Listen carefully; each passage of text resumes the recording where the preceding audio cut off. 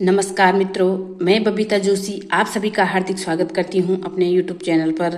कृपया आप चैनल पर नए हो तो प्लीज़ चैनल को सब्सक्राइब जरूर कीजिएगा।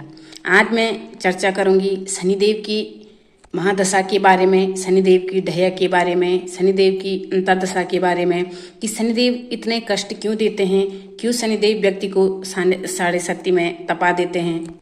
7.5 साल की अवधि तक भगवान शनि किसी भी राशि पर अपना न्याय चक्र चलाते हैं, यानी कि मैं शनि की 7.5 की बात कर रही हूँ। इस 7.5 साल की अवधि में व्यक्ति उन सभी चीज़ों को जानता है, समझता है, जिसके लिए वो इससे पूर्व अनभिज्ञ था, क्योंकि शनिदेव ही अपने 7.5 महादशा, अंतर्दशा या ढैया का काल के दौरान व्यक्ति को सही गलत की पहचान कराता है, अपने पराये की पहचान कराता है और उसे उसके कर्मों के आधार पर उस समय अवधि में फलों को देते हैं। तो शनि की 7.5 हमारे लिए एक सीख का काम करती है कि हमें क्या करना चाहिए और क्या नहीं करना चाहिए।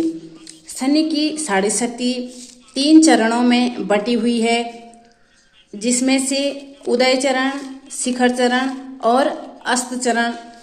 प्रत्येक चरण 2.5 साल का होता है और यह 2.5 साल का अलग अलग अवधि शनि महाराज व्यर्थ को अलग अलग रूप से प्रभावित करते हैं, लेकिन यह हर किसी व्यक्ति के लिए अशुभ नहीं है। शनि की 7.5 ढैया, महादशा या अंतर्दशा में वही जातक परेशान होता है जिनकी इस समय अवधि से पूर्व कर्म अच्छे न हो, या शनि अशुभ भावों में हो, या शनिदेव मारक हो, पीड़ित हो, शत्रु राशि में हो, तो यह शनि की 7.5 में आपने किसी का अपमान किया हो या शनि आपने कोई गलत कार्य किए हो, तो इससे शनिदेव व्यक्ति को ज्यादा परेशान करता है, जिस वजह से शनि की महादशा में 7.5 में ढैया में व्यक्ति को बहुत सारे कष्ट झेलने पड़ते हैं। शनिदेव हमें यह सिखाते हैं कि मानव जन्म में व्यक्ति को क्या करना चाहिए जिससे उसको आगे सुपरिणामों की प्राप्ति हो, क्या नहीं करना चाहिए जिसके कारण उसको शनि के न्याय चक्र में परेशानियों को झेलना पड़े। शनि की 7.5 निकलते ही व्यक्ति तपा हुआ सोना बन जाता है। उसे हर एक चीज का एहसास हो जाता है कि उसने पूर्व में क्या गलती की है, जिसका उसको इस 7.5 साल की अवधि में परिणाम भोगना पड़ रहा है। गुरु की महादशा के बाद हमेशा शनि की महादशा लगती है, क्योंकि जब गुरु की महादशा लगती है तो गुरु की महादशा में व्यक्ति को हर वो सुख मिलता है, हर वो खुशियां मिलती है, क्योंकि भगवान इतना दे देते हैं। गुरु की महादशा में व्यक्ति का अहंकार बढ़ जाता है, व्यक्ति का घमंड बढ़ जाता है, और उसके बाद तुरंत ही शनि की महादशा देते हैं, क्योंकि जिस व्यक्ति ने गुरु की महादशा में घमंड किया होगा तो शनि की महादशा उसके घमंड को चूर करने के लिए आती है। तो इसीलिए वह आगे आने वाले समय में इस तरह के कार्यों से बचने की कोशिश करें, यानी कि शनि की 7.5 हमारे लिए एक मार्गदर्शन का काम करती है और अनेक जातकों को अशुभ परिणाम मिलते हैं और अनेक जातकों को इस अवधि में बेहद ही सुपरिणाम भी प्राप्त होते हैं। शनि की 7.5 के दौरान ही कुछ लोग बहुत ऊंचाइयों को छूते हैं, जीवन में वह सब प्राप्त करते हैं जिसकी उन्होंने कभी कामना भी न की हो। अचानक से उसके सब कार्य सफल होने लगते हैं। उसके कार्यों में जो अभी तक बाधाएं आ रही थी, वो बाधाएं शनि की 7.5 के दौरान ही समाप्त हो जाती है। तो शनि की 7.5 हर व्यक्ति को अशुभ परिणाम नहीं देती है, इसे हमें समझने की जरूरत होती है और इस 7.5 से सीखने की जरूरत होती है। जिन जातकों द्वारा अपने जीवन काल में गलत कार्य किए गए हैं या लोगों को पीड़ा पहुंचाई है, गरीबों को पीड़ित किया है, बड़ों का अपमान किया है, या वो कार्य उन जातकों ने किए हैं जिनके कारण शनि की वक्र दृष्टि का उस व्यक्ति को सामना करना पड़ रहा है, तो वह परिणाम क्या होगा। जो अपने 7.5 साल की अवधि में शनि अलग अलग चरण में अलग अलग प्रकार के परिणाम देते हैं, तो उस विषय पर हम आगे चर्चा करेंगे। तो वीडियो की शुरुआत करने से पहले सर्वप्रथम जानते हैं कि शनि की साढ़े सती जब शुरू होती है, जब शनि की साढ़े सती का उदय चरण होता है, तो उस 2.5 साल की अवधि में शनि व्यक्ति को किस रूप से प्रभावित करता है। यह शनि की साढ़े सती का आरंभिक दौर होता है। इस दौरान शनि हमारे चंद्र राशि से 12वें भाव में स्थित होते हैं। इस भाव को आर्थिक हानि, छिपे हुए शत्रुओं से नुकसान, बिना किसी उद्देश्य की यात्राएं, वाद विवाद और निर्धनता को दर्शाता है। इस कालखंड में व्यक्ति को अपने गुप्त शत्रुओं से किसी भी प्रकार का नुकसान या समस्याओं का सामना करना पड़ता है। उसके अपने सहकर्मियों से अच्छे संबंध नहीं रहते हैं। उसके कार्य क्षेत्र में अनेक प्रकार की बाधाएं खड़ी होती है।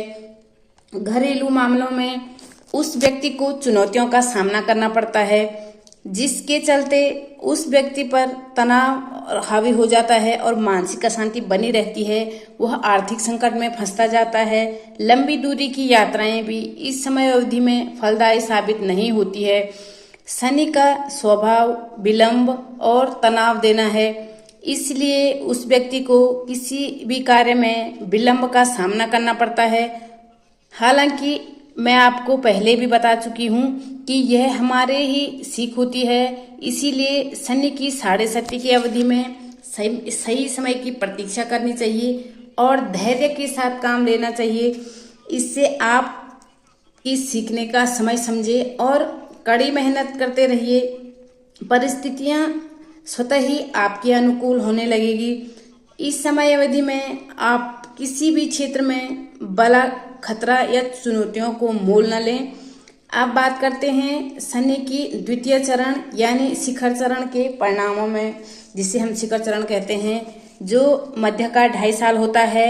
यह शनि का साढ़े सती का यह दौर काफी मुश्किल समय रहता है व्यक्ति के जीवन में। इस समय में वह आपके चंद्र राशि में गोचर करते हैं, तो इस समय अवधि में शनि स्वास्थ्य संबंधी समस्याएं खड़े करते हैं, चरित्र हनन करते हैं, मित्रों में दरार करते हैं, मानसिक अशांति देते हैं और दुख की ओर संकेत करता है। इस दौरान आपको किसी भी कार्य में सफलता पाने के लिए अत्यधिक कठिनाइयों का सामना करना पड़ता है, बहुत अधिक परिश्रम करना पड़ता है। आपको अपनी कड़ी मेहनत करने के बाद भी आपको फल प्राप्त नहीं हो सकते हैं। आप खुद को बंधा हुआ महसूस करते हैं। आपके रोग प्रतिरोध क्षमता कमी आने लगती है, रोग उभर जाते हैं। आपके जो अपने हैं वो आपसे दूर होने लगते हैं। संक्रामक रोग भी आपको घेरने लग जाते हैं। मानसिक अपवाद या अज्ञात भय यानी कि फोबिया जिसे बोलते हैं, इस समय अवधि में आपको परेशान कर सकते हैं। आपका किसी भी कार्य में शोध या किसी निर्णय लेने की जो क्षमता होती है उसमें भी आपको दिक्कतें आती है। इस समय अवधि में संतोषपूर्वक परिस्थितियों को स्वीकार करना और मूल रूप से कार्यों को ठीक करना आपको इस संकट की घड़ी से निकाल सकता है। इसीलिए आपको कोई भी कार्य धैर्य में करना चाहिए। यानी आप साढ़े सती के तृतीय चरण यानी लास्ट चरण, यह अस्त चरण के परिणाम आपको कैसे होता है। ये 2.5 साल के अंतिम चरण होते हैं। इस समय अवधि में शनि हमारी राशि से दूसरे भाव में स्थित होते हैं, जो व्यक्तिगत और कठिनाइयों को दर्शाता है, पारिवारिक कठिनाइयों को दिलाता है। 7.5 में 2 मुश्किल चरणों से गुजरने के बाद आपके समय में थोड़ा कुछ राहत महसूस करने लगते हैं। हालांकि इसके बाद भी आपके अंदर गलत फहमियां, आपके आर्थिक दबाव इस समय अवधि में देखने को मिलते हैं। इस समय में आपके व्यय में भी वृद्धि होती है, धन हानि होती है। इन चीज़ों पर आपको लगाम लगाने की आवश्यकता होती है। अचानक से कोई आर्थिक हानि हो जाती है या आपकी किसी कीमती सामान की चोरी इस अवधि में हो सकती है। आपकी सोच भी नकारात्मक इस समय में रह सकती है। इस समय अवधि में आपको उत्साह के साथ किसी भी परिस्थितियों का सामना करना होगा और व्यक्तिगत और पारिवारिक रूप से ज़्यादा ध्यान देना होगा। विद्यार्थियों के लिए भी यह समय अवधि नकारात्मक परिणाम लेकर आती है। आपको अधिक परिश्रम की आवश्यकता होती है। यह कालखंड खतरे को भी दर्शाता है, क्योंकि यहाँ पर बैठे शनि सप्तम दृष्टि आपके अष्टम भाव पर होती है। इसीलिए आपको गाड़ी चलाते समय या किसी भी कार्य में सतर्कता बरतनी होती है। शनि की साढ़े सती की अवधि में आपको मांसाहार और मदिरापान से परहेज करना चाहिए, जिससे शनि के आपको अशुभ परिणाम न दिखे। अगर आप ऐसा करते हैं, इस अवधि में आप मद्यपान और मीट मांस का सेवन करते हैं, तो आपको भयंकर परिणाम मिलते हैं शनि के तीसरे चरण में। अब शनि की साढ़े साती की अवधि में हम शनि को किस प्रकार से प्रसन्न कर सकते हैं?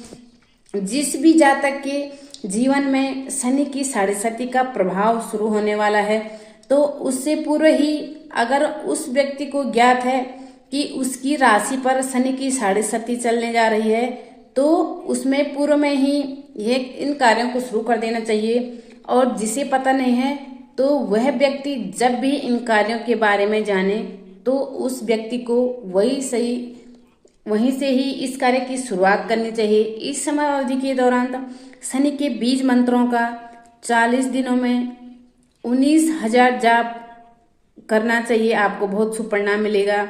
यानी कि 40 दिन की अवधि में इस तरह से जाप करें जो कि 19,000 जाप इन 40 दिनों में पूरे हो जाए।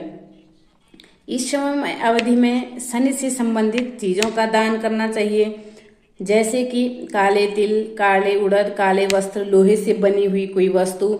जिन चीज़ों का लोग ज़्यादा प्रयोग करें, इन चीज़ों का दान आपको करना चाहिए। शनि का व्रत रख सकते हैं। शनि की साढ़े सती में बेहद शुभ माना जाता है। भगवान शिव और भगवान हनुमान जी की आराधना बहुत ही शुभ मानी जाती है। शनि की साढ़े सती का प्रभाव कम करने के लिए आप 14 मुखी रुद्राक्ष धारण कर सकते हैं। विद्यार्थियों को रुद्राक्ष धारण करना चाहिए, या आप काले कपड़े में धतूरे की जड़ को अपने दाएं भुजा में बांध सकते हैं, जिससे आपको अच्छा रहेगा। या आप ज्योतिष